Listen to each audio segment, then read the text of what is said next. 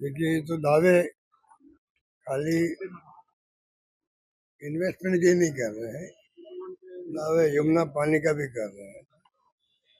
दावे कोई समस्या ही नहीं रहता, ना पानी की ना बिजली की है। जो मुख्यमंत्री जी बुलवा रहे हैं लोग वो बोल रहे हैं। मैं उनसे आग्रह करूंगा, आप जाइएगा, गहराई कर जाइएगा। ऐसा नहीं कि बाद में आपको प्रॉब्लम पैदा हो, आप जवाब नहीं दे पाओ जनता को। ये स्थिति नहीं बननी चाहिए। आज स्थिति बहुत भयंकर है, पीने के पानी की भी। बिजली की कटौती अघोषित हो रही है, अघोषित 4 से 5 घंटे हो रही है। जोधपुर जैसी जगह में लोग कह रहे थे कल कि गांव में भी सब जगह अघोषित कटौती भी हो रही है।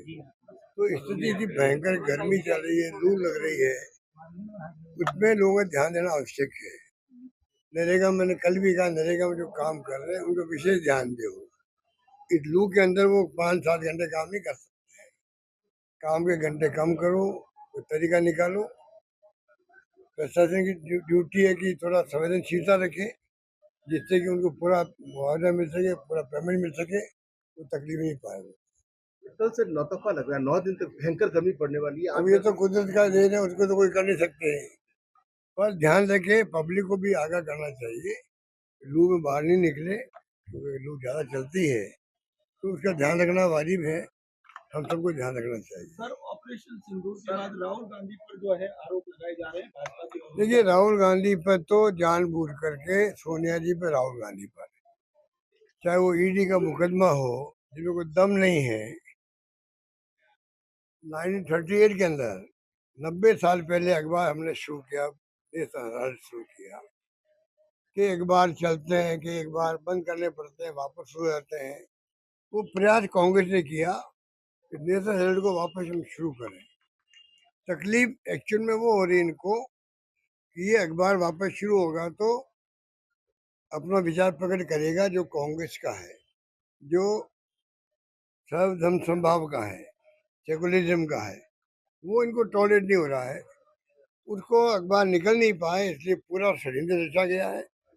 उसके अंतर्गत केस बनाए गए, झूठे केस बनाए गए हैं।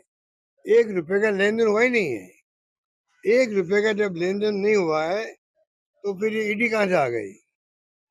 मैं पूछना चाहूंगा, पैसे का लेन देन हुआ ही नहीं है। जो नई कंपनी बनाई गई है जिससे कि अखबार शुरू हो सके, वो कंपनी नॉन प्रॉफिट की कंपनी है। उसमें 1 रुपया कोई भी उसका डायरेक्टर नहीं ले सकता, 1 रुपया नहीं निकाल सकता। नॉन प्रॉफिट की कंपनी बनती है, नॉन प्रॉफिट वाली कंपनी बनाई गई है। ये दुनिया जानती है, सब जानते हैं। तब भी ये बीजेपी वाले नहीं जानते हैं, क्योंकि इनको तो बदनाम करना, रोज खबरें आ रही है उसके बारे में। कोर्ट में चालान पेश कर दिया गया, झूठे आरोप लगाए गए। ये तमाम इश्यू जो है हमें समझना पड़ेगा कि ऑपरेशन सिंदूर जो हुआ है, उसमें सवाल क्या पूछे राहुल गांधी ने, तकलीफ हो गई लोगों को। सवाल वही पूछे, जनता के दिलो दिमाग में जो भावना होती है, जो सवाल होते हैं। विपक्ष की जिम्मेदारी है कि उन सवालों को वो खुद उठाए, जिससे कि उनका जवाब मिल सके, जनता संतुष्ट हो सके। ये लोकतंत्र है।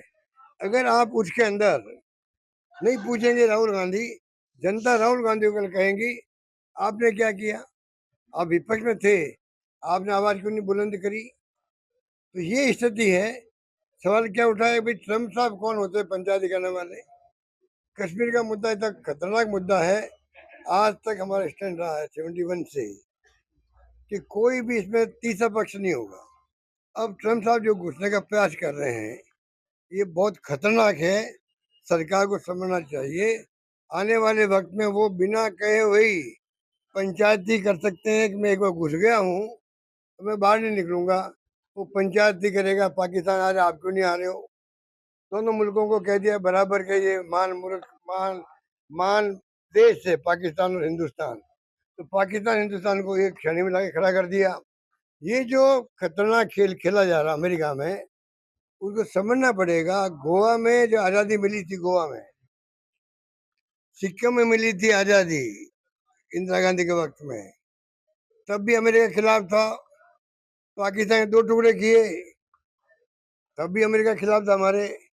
वो साथ कब था हमारे? कारगिल युद्ध था तो कोई साथ था क्या हमारे?